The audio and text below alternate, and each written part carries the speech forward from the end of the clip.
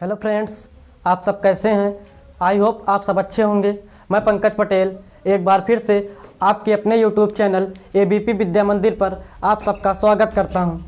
आज हम फिजिक्स के अपने दूसरे लेक्चर में गोलीय दर्पण से संबंधित कुछ परिभाषाएं से स्टार्ट करेंगे। इससे पहले लेक्चर में हमने गोलीय दर्पण तक आप सभी को पढ़ाया था, तो आज हम गोलीय दर्पण संबंधित परिभाषाएं से सबसे पहले ध्रुव को बताएंगे।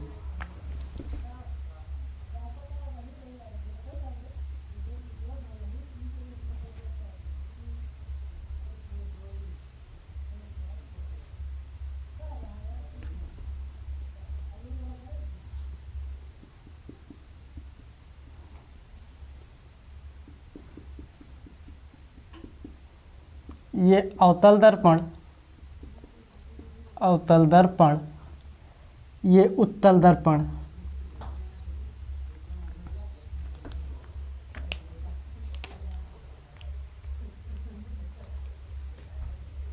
दर्पण के परावर्तक तल के मध्य बिंदु को ध्रुव कहते हैं। दर्पण के परावर्तक तल के मध्य बिंदु को ध्रुव कहते हैं, जिसे P से लिखते हैं। उसके बाद अगला वक्रता केंद्र। दर्पण जिस गोले से काटकर बनाया जाता है उस गोले के केंद्र को ही दर्पण का वक्रता केंद्र कहते हैं। अगर हम इसके गोले का कल्पना करें,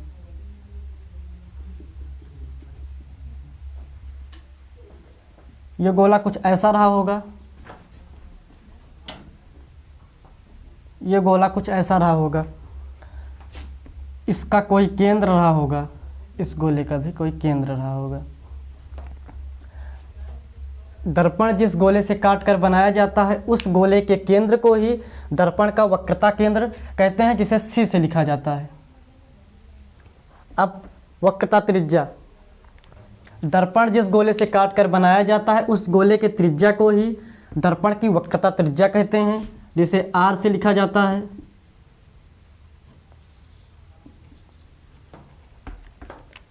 मुख्य अक्ष।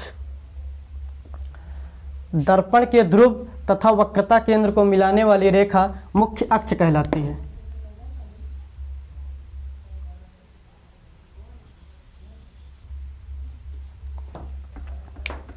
दर्पण का द्वारक।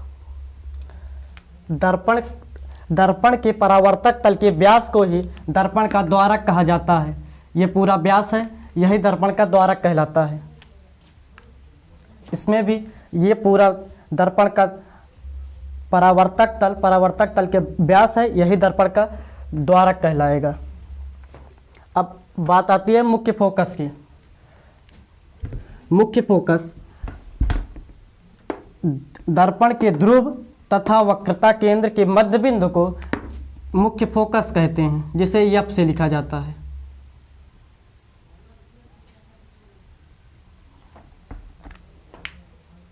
उसके बाद फोकस दूरी। दर्पण के ध्रुव तथा मुख्य फोकस तक की दूरी को दर्पण की फोकस दूरी कहते हैं। अब बात आती है फोकस तल की। मुख्य फोकस से जाने वाली तथा मुख्य अक्ष के लंबवत तल को फोकस तल कहते हैं। अब हम सभी परिभाषाएं एक बार लिख देते हैं, आप सब नोट कर लेंगे।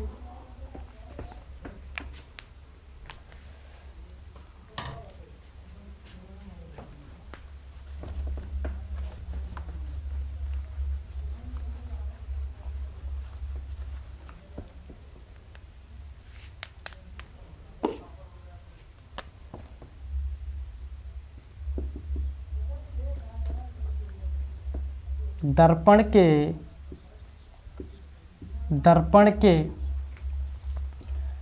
परावर्तक तल के मध्य बिंदु को दर्पण का ध्रुव कहा जाता है। अब अगली वक्रता केंद्र।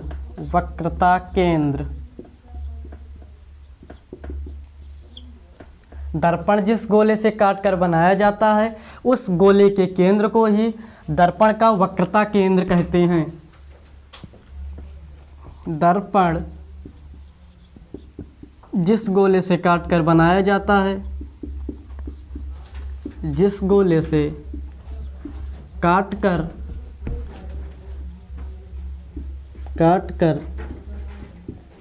बनाया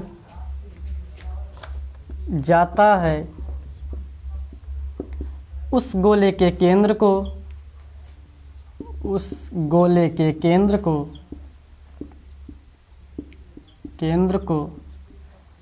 दर्पण का वक्रता केंद्र कहते हैं।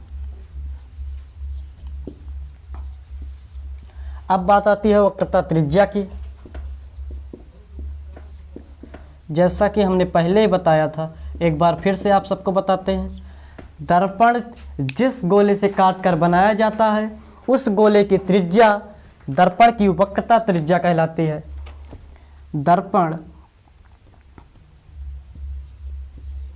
दर्पण जिस गोले से काट कर बनाया जाता है, जिस गोले से काट कर बनाया जाता है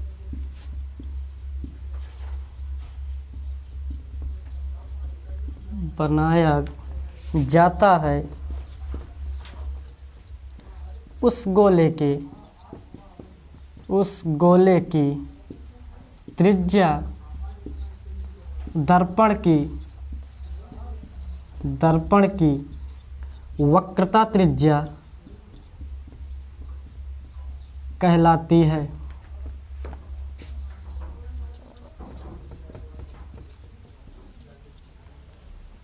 आप सब एक बार इसे नोट कर लें। अब हम दर्पण का मुख्य अक्ष लिखते हैं।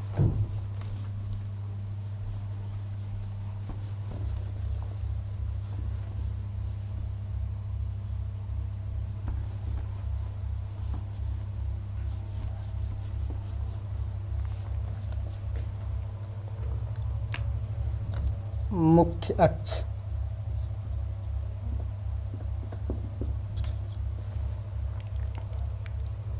दर्पण के ध्रुव तथा वक्रता केंद्र को मिलाने वाली रेखा दर्पण का मुख्य अक्ष कहलाती है। दर्पण के ध्रुव तथा वक्रता केंद्र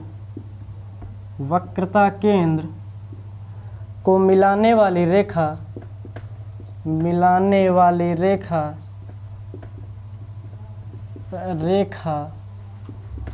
दर्पण का मुख्य अक्ष कहलाती है।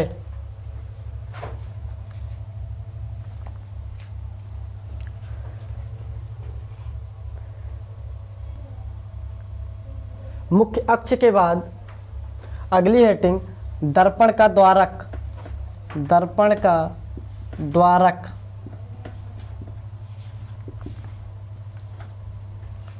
दर्पण के परावर्तक तल के व्यास को ही दर्पण का द्वारक कहा जाता है।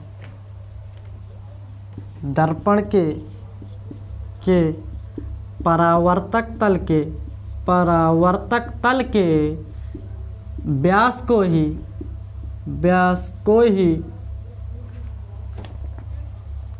दर्पण का द्वारक कहा जाता है। दर्पण का द्वारक कहा जाता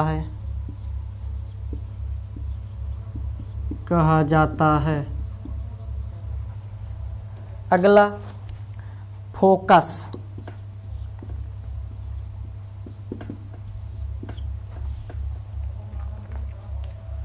दर्पण के ध्रुव तथा वक्रता केंद्र के मध्य बिंदु को दर्पण का फोकस कहते हैं। दर्पण के ध्रुव तथा वक्रता केंद्र के मध्य बिंदु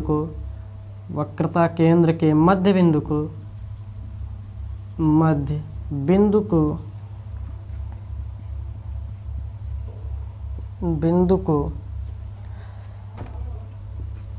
फोकस कहते हैं, या कहें दर्पण का फोकस कहते हैं,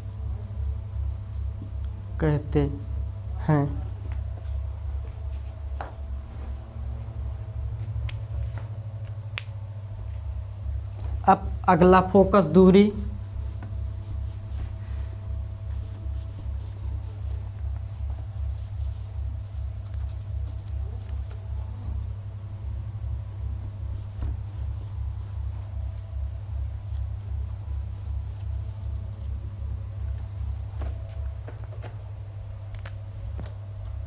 फोकस दूरी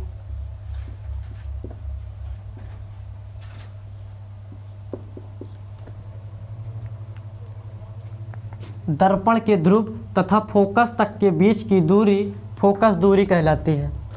दर्पण के ध्रुव तथा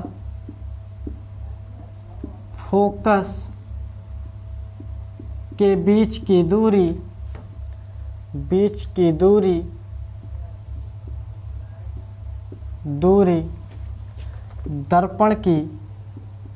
दर्पण की फोकस दूरी कहलाती है। फोकस दूरी कहलाती है। अगला फोकस तल।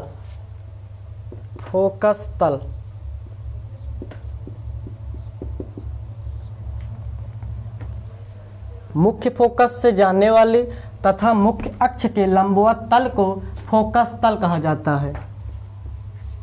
फोकस से जाने वाली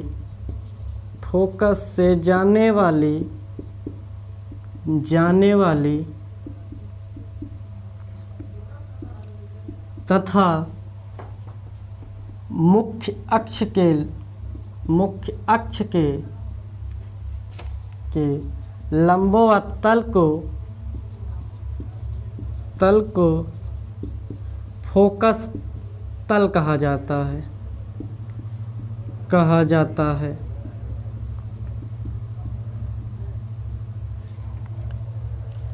दर्पण से संबंधित कुछ परिभाषाएं आपका खत्म हुआ। अब हम वक्रता त्रिज्या तथा फोकस दूरी में संबंध बताएंगे।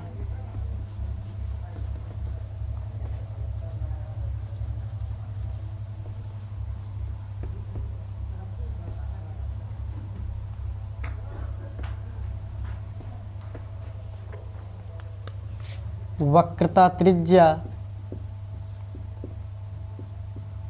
तथा फोकस में संबंध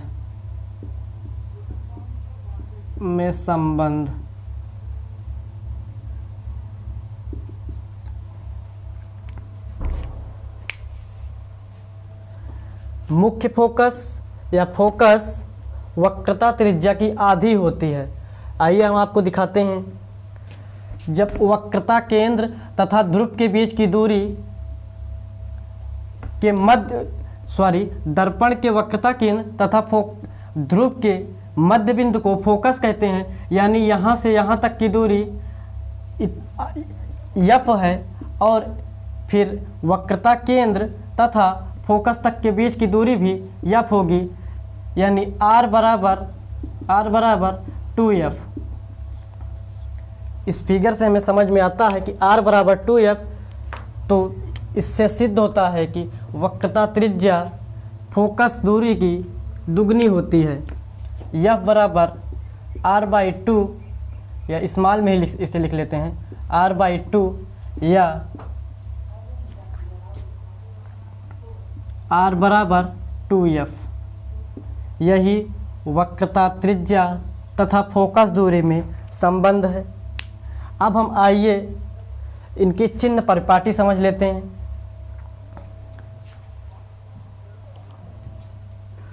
कोई भी वस्तु सदैव दर्पण के बाईं ओर रखी जाती है और इसका मान सदैव ऋणात्मक लिया जाता है।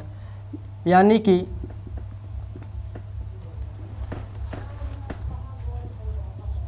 U का मान, U मतलब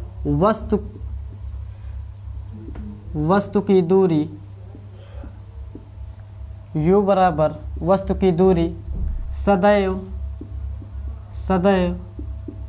ऋणात्मक लिया जाता है।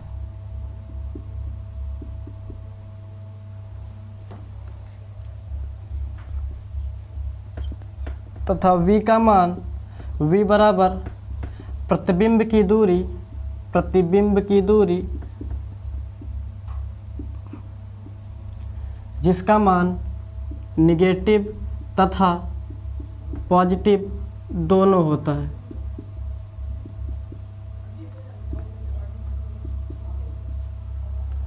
f बराबर फोकस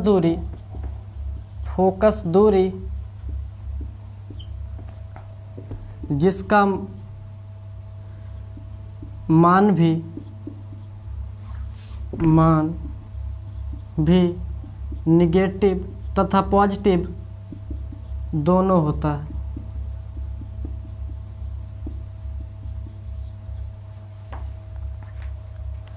प्रतिबिंब अगर दर्पण के सामने बनेगा तो वास्तविक बनेगा और दर्पण के पीछे बनेगा तो आभासी बनेगा। आइए इस चैप्टर के बहुत ही इम्पोर्टेंट टॉपिक अवतल दर्पण के लिए फोकस दूरी का सूत्र तथा उत्तल दर्पण के लिए फोकस दूरी का सूत्र का निगमन करते हैं।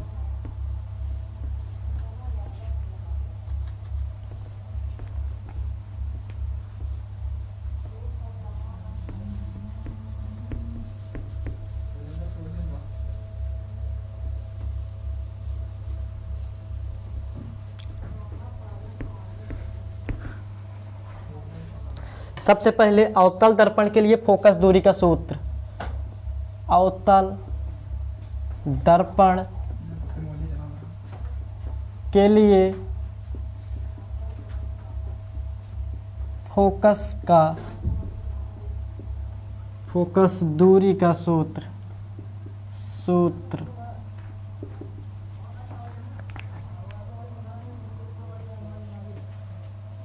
मान लो ये अवतल दर्पण है। ये अवतल दर्पण है।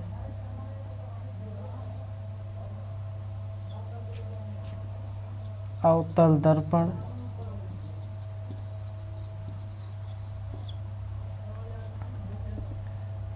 इसका मध्य बिंदु ध्रुव यानी पोल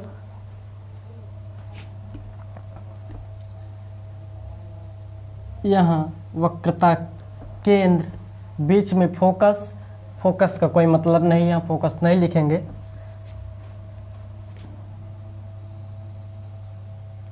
यहाँ पर कोई बिंदुवत वस्तु ओ रखी है। अब ओ से कोई किरण आपतित कराएंगे या प्रतिबिंब कहीं बनाएंगे।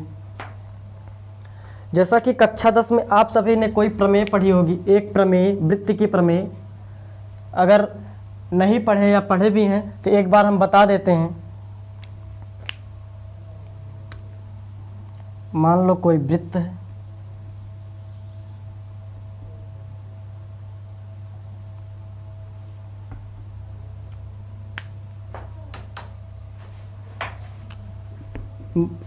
है, मान लो ये कोई वृत्त है। वृत्त के किसी बिंदु पर केंद्र से मिलाने वाली त्रिज्या उस पर खींचे गए स्पर्श रेखा पर लंब होती है। ये कक्षा 10 में प्रमेय थी। यही हमें अभिलंब पता करना है, इसी प्रमेय का उपयोग होगा। और इससे पहले हमने प्रकाश का परावर्तन में आपको बताया था। प्रकाश का परावर्तन कैसे होता है एक बार फिर से बता देते हैं। ये आपतित किरण, बीच में अभिलंब और फिर उसी मार्ग में वापस लौट जाती है। ये आपतन बिंदु। इसमें ये आपतित किरण तो बीच में ये हमारा अभिलंब, यह है परावर्तित किरण। आई, इसका कोई नाम यम दे देते हैं। ये मान लो अल्फा कोण, ये बीटा कोण, ये डेल्टा कोण।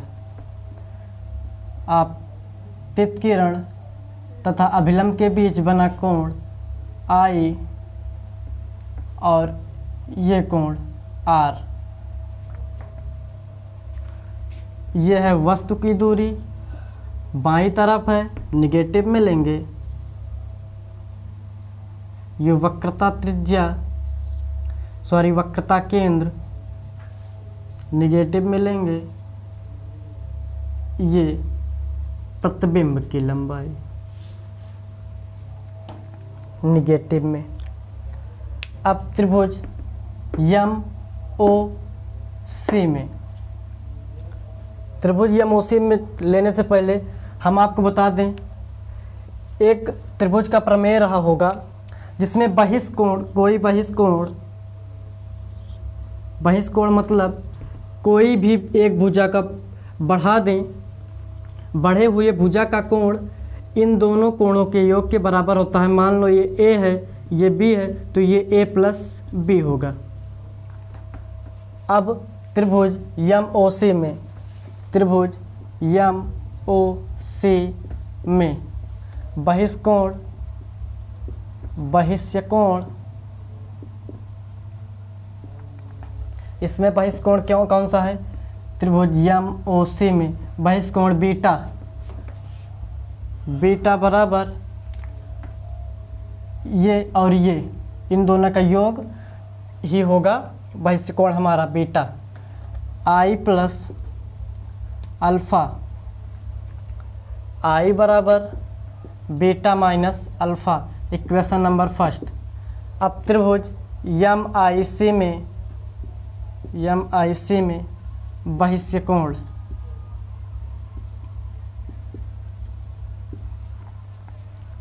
यम आई सी में बहिष्कोण, बहिष्कोण डेल्टा, डेल्टा बराबर आर प्लस बीटा,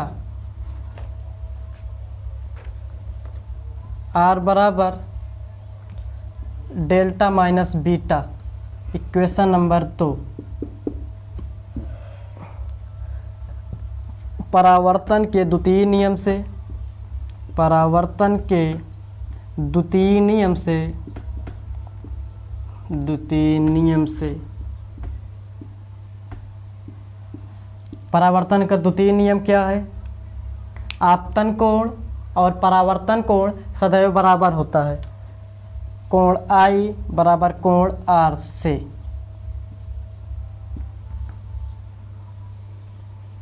कोण आई क्या है? ये। कोण आर क्या है? ये। आई बराबर beta minus alpha,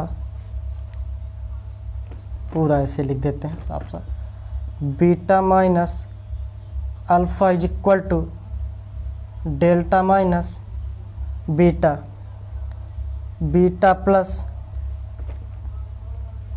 beta is equal to delta plus alpha. अब इसे मिटा दे तो आगे चलते हैं इस साइड। फिगर भी नहीं मिटाना है। अल्फा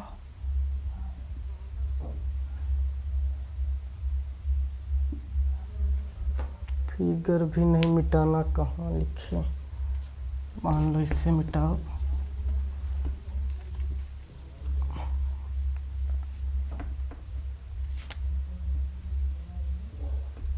शेष यहीं पर बताते हैं। 2 बीटा बराबर डेल्टा प्लस अल्फा। अब इन सब का मान रखते हैं। मान कैसे रखेंगे? एक आपने फार्मूला पढ़ा था, बहुत पहले पढ़ा होगा। कोण बराबर चाप बटे त्रिज्या। सबसे पहले अल्फा बराबर इसका चाप एम पी और त्रिज्या OP, MP by OP beta बराबर MP बाई कौन सा है CP, डेल्टा बराबर MP बाई IP। अब इसका मान रखते हैं, बीटा बराबर 2MP बाई CP, डेल्टा बराबर MP by IP plus alpha बराबर MP बाई OP। तीनों में MP है, MP हट जाएगा। 2 बाई CP बराबर 1 by IP plus 1 by OP। CP का मान क्या है? C और P के बीच की दूरी R है।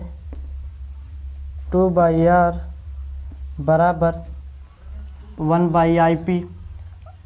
IP मतलब -V, और ये निगेटिव में है, इसे भी माइनस में भी लिखेंगे, माइनस में V plus 1 by OP minus U, ये तीनों तरफ माइनस है, माइनस हट जाएगा।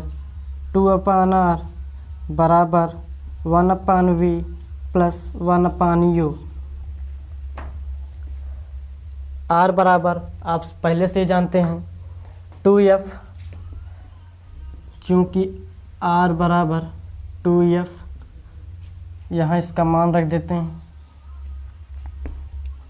2/2F बराबर 1/V प्लस 1/U। 2 से 2 कट गया, 1/F बराबर 1/V प्लस 1/U।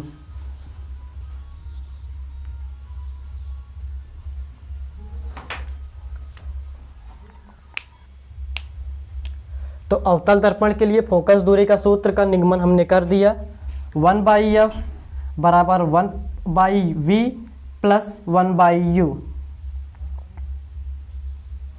जैसा कि हमने पहले ही बता दिया, F बराबर क्या होता है, V बराबर क्या होता है, U बराबर क्या होता है। अब आइए हम उत्तल दर्पण के लिए फोकस दूरी का सूत्र का निगमन करते हैं।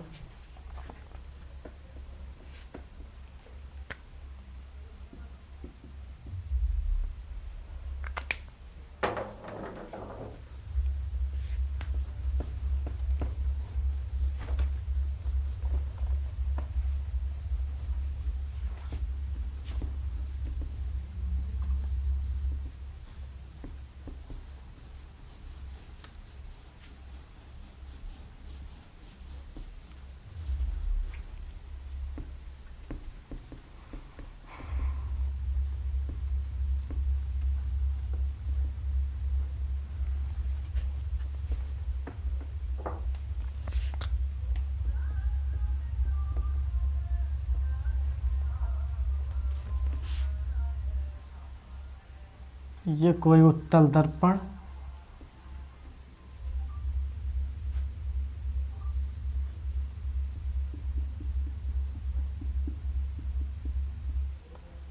ये है ध्रुव,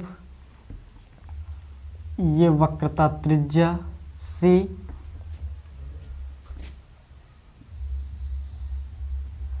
यहाँ कोई बिंदुवत वस्तु O रखी है, यहाँ से एक किरण आपतित कराया जाए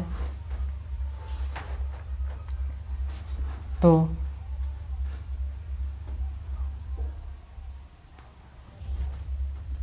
इसका एक अभिलंब, यहाँ पर एक अभिलंब बनेगा, अभिलंब, और ये ऐसे सीधे परावर्तित हो जाएगी।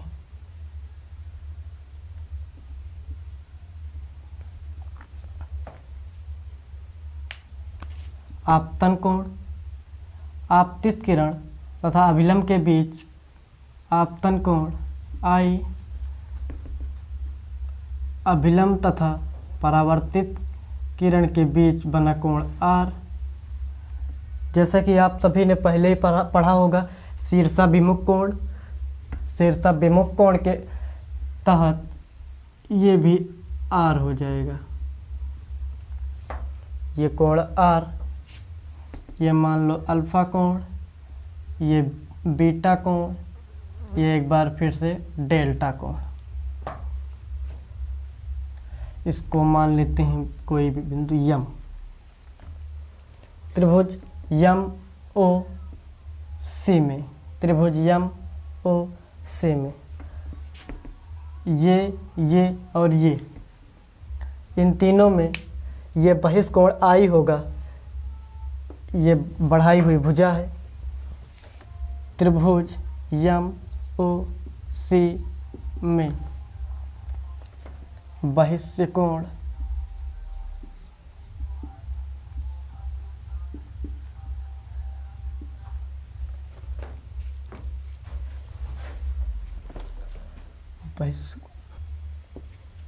त्रिभुज यम ओ सी में बहिष्कोण आई बराबर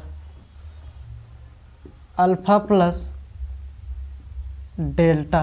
इक्वेशन नंबर फर्स्ट। इसके बाद त्रिभुज यम आई सी में, त्रिभुज यम आई सी में, त्रिभुज यम आई सी में, यम आई सी, इसमें बहिष्कोण बीटा बराबर are plus delta, sorry R है, अल्फा लिख दिए, आर बराबर बीटा माइनस डेल्टा, समीकरण नंबर 2। अब फिर से परावर्तन के द्वितीय नियम से, परावर्तन के द्वितीय नियम से आई बराबर are plus delta is equal to beta minus delta.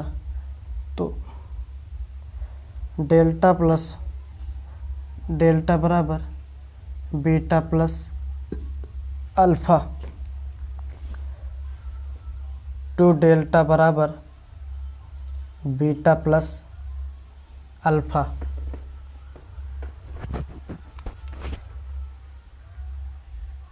Sorry beta minus होगा, पक्षांतर में थोड़ा गलती, बीटा माइनस अल्फा। अब फिर से इन सब का एक बार मान लिख देते हैं।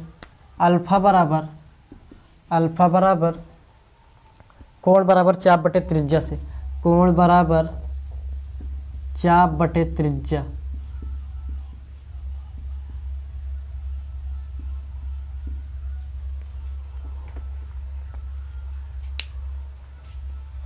अल्फा बराबर M P by O P, M P by O P, beta बराबर M P by I P, delta बराबर M P by C P, two delta बराबर two M P by C P बराबर M P by I P minus M P by O P. M P तीनों में है, मध्य प्रदेश उड़ जाएगा। यहाँ से आप सबको नहीं दिखेगा। ये परावर्तन के द्वितीय नियम।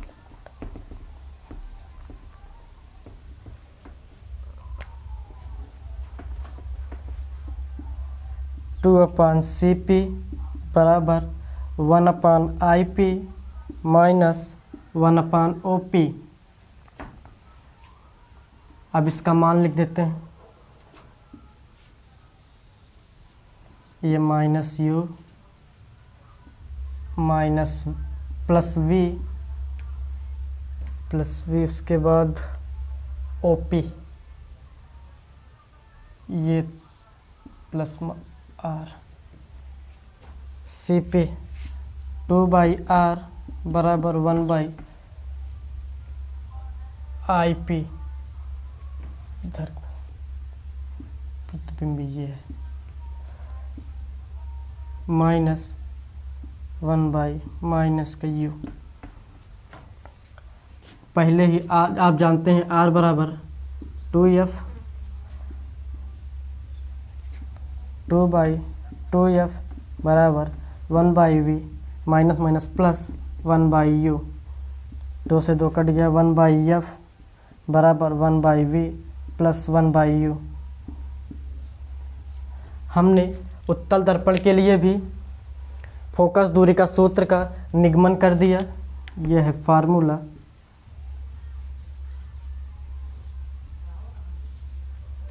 आइए इससे आधारित हम 1-2 क्वेश्चन कर लेते हैं, जिससे इस सूत्र को आपको याद करने में भी आसानी हो जाएगी और न्यूमेरिकल लगाने में भी आपको आसानी होगी।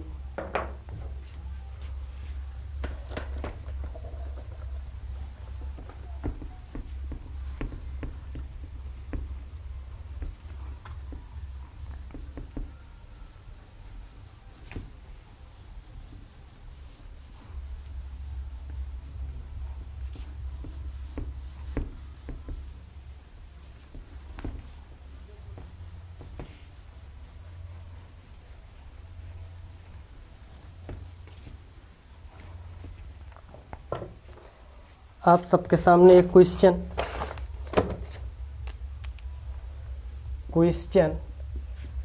20 मीटर वक्रता त्रिज्या वाले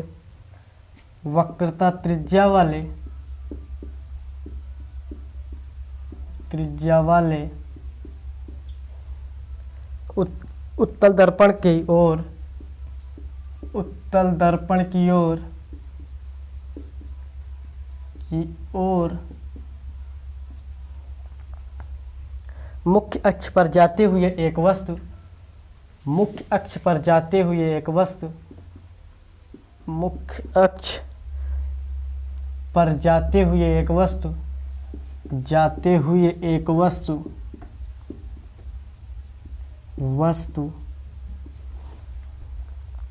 का प्रतिबिंब 30 सेकंड में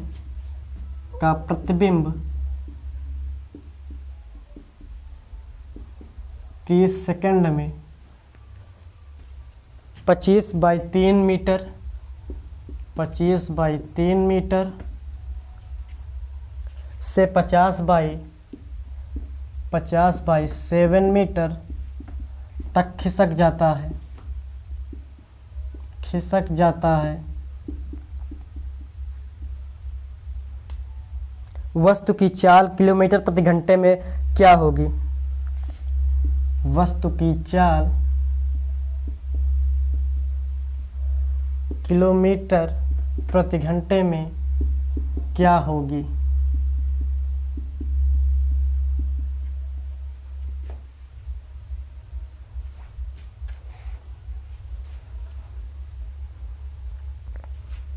बीस मीटर वक्रता त्रिज्या दिया है, तो लिखें यहाँ दिया है r बराबर 20 मीटर, f बराबर r/2, तो 20/2 बराबर 10 मीटर। उसके बाद इसमें 2 स्थिति है, एक v बराबर 25/3 और एक v बराबर 25/7। पहले हम v बराबर 25/3 पर देखते हैं। v बराबर यानी प्रतिबिंब की लंबाई या दूरी 25/3 मीटर। तो फार्मूला 1/f बराबर 1/v प्लस 1/u।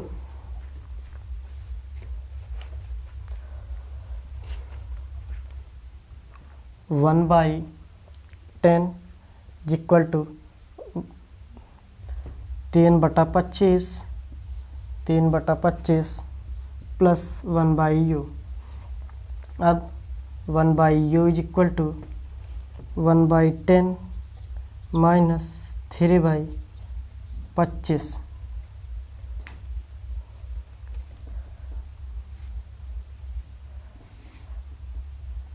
10 और 25 का लासा 50, 5 एकम 5 माइनस 3 दूनी 6 माइनस 1/50।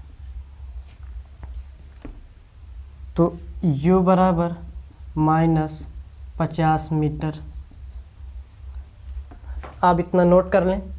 उसके बाद इसकी सेकंड स्थिति पर आते हैं। ये पहली स्थिति है। पहली स्थिति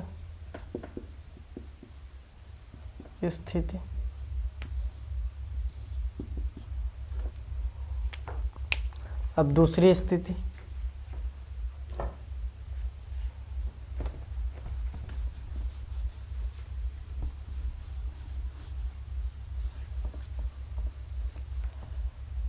सवाल मिटा दें, आप सब नोट कर लिए होंगे।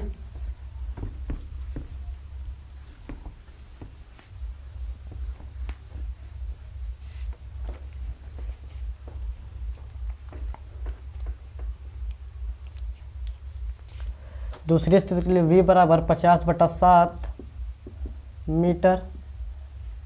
u बराबर हमें अंडर फाइंड करना है। f बराबर हमें पता है 10 मीटर। फार्मूले पर रखते हैं 1/10, या एक बार फार्मूला लिख देते हैं 1/f बराबर 1/v प्लस 1/u। 1/10 बराबर 7/50 plus 1/u। 1/u is equal to 1/10 minus 7/50। LCM 50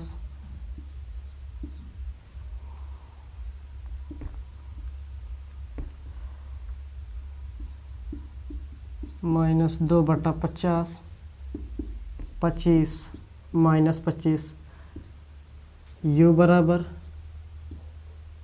-25 metre. अब कुल दूरी, वस्तु की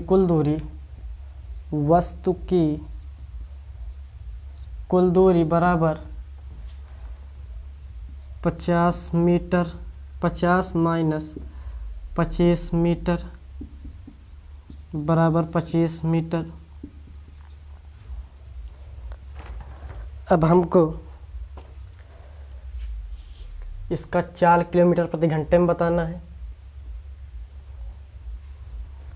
और समय पहले ही दिया था। समय बराबर 30 सेकेंड। चाल बराबर होता है दूरी बटा समय। दूरी कितनी है 25, समय कितना है 30 सेकेंड। 5 × 5 = 25, 5 × 6 = 30, आ गया 5/6 या मीटर पर सेकेंड। हमें ज्ञात किस में करना था, किलोमीटर प्रति घंटे में। तो इसे 5/6 को 18/5 से गुणा कर देते हैं।